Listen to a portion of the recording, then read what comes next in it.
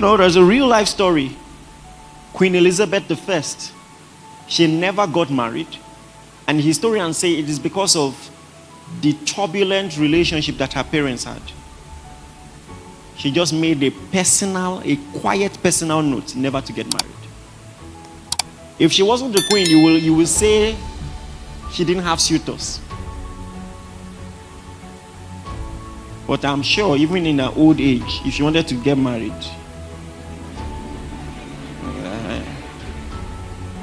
it will shock you. Some brothers here will volunteer themselves. I heard God. I know what I heard.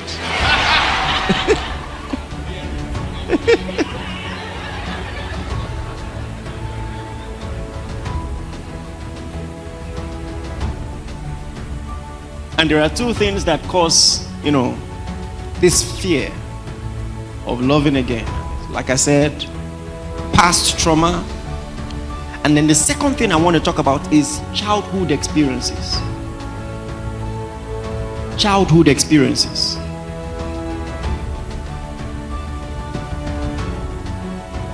You see, something very interesting happened in John chapter 4. A story that we all know. Jesus was seated by the well. And then the Samaritan woman came approaching, about to draw from the well. And then he said, "Give me water to drink." And the woman was surprised. That was a culture shock, because the Jews usually had nothing to do with the Samaritans.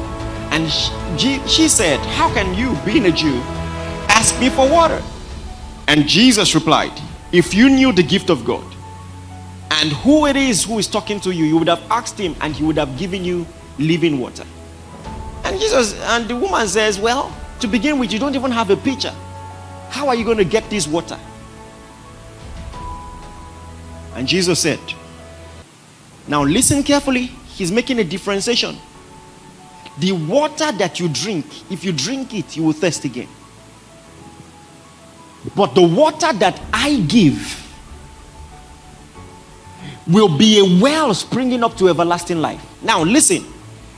A lot of times when we're teaching from this text, what we establish is that Jesus was speaking in a prophetic, metaphorical way to say that salvation, like water, satisfies, but it satisfies eternally. The woman thought they were having a conversation about water, potable water, ever water, or any other brand you can think of. But Jesus wasn't talking about drink at all. He was using it as a metaphor to teach her about salvation. Come on, I get what I'm saying. So how do you drink? It is by believing in Jesus. That's what he was teaching. But another thing we miss out is that not only was the water Jesus was talking about different, the water that he was saying she's drinking is also different. It had nothing to do with the well. Come on, are you with me? So what water did he say that she drinks? You could say natural water, but it was deeper than that. And that's why he asked her, "Go and call your husband." What he was saying in essence is this: the reason you've had 5 marriages, and upon that,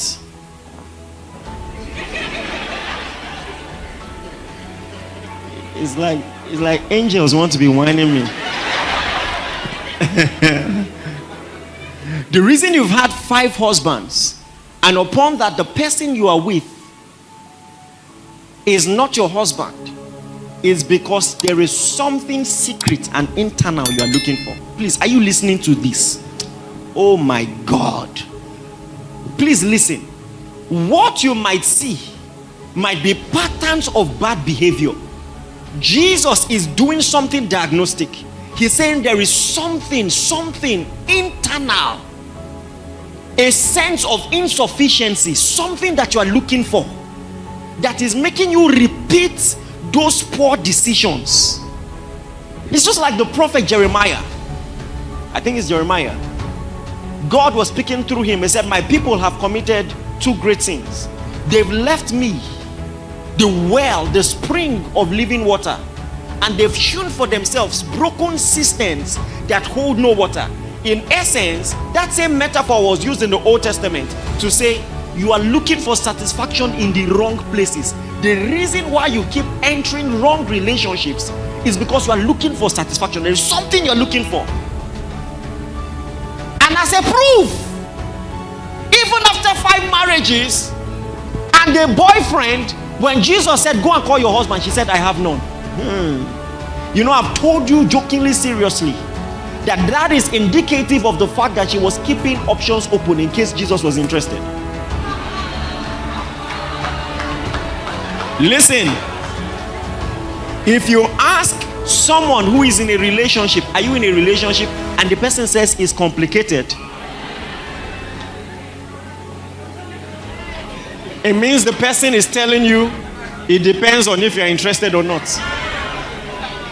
I can be single tonight. One text message. It's not you, it's me.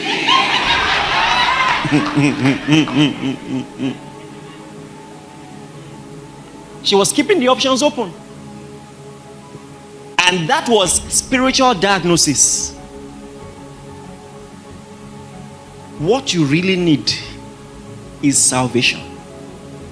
And that need for God, that satisfaction that can only come from God, has shown up in different dysfunctions in your life. You have hewn for yourself broken cisterns that hold no water. For some people, it's drugs. For some people, it's just the desire to please everyone, the desire to be accepted.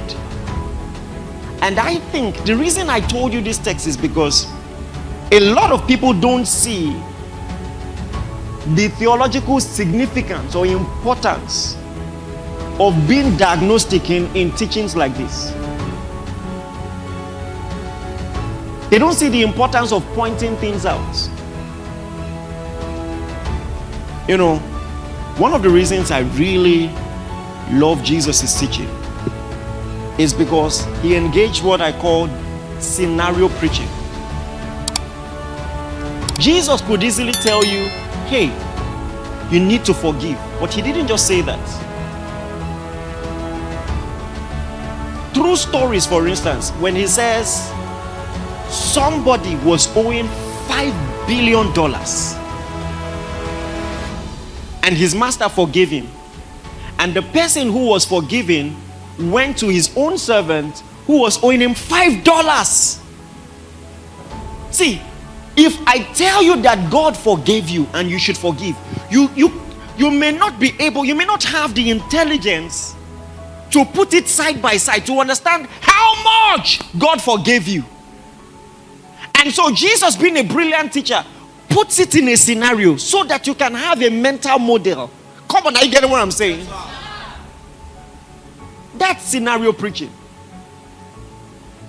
Or when he says the kingdom of heaven is like a vineyard.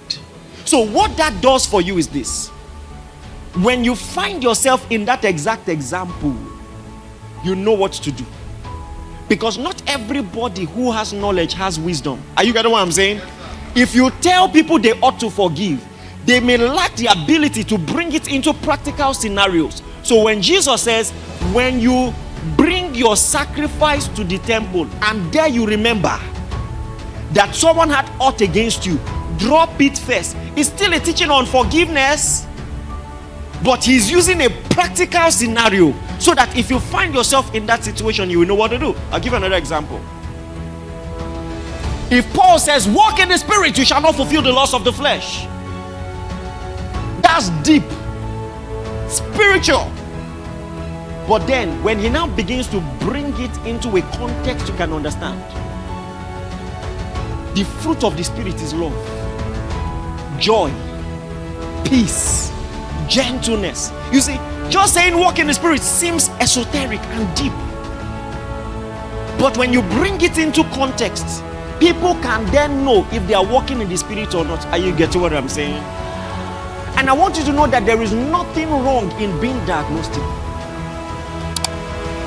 Because many times it helps us recognize where we are. It shines the spotlight on where we are so that we can move from it.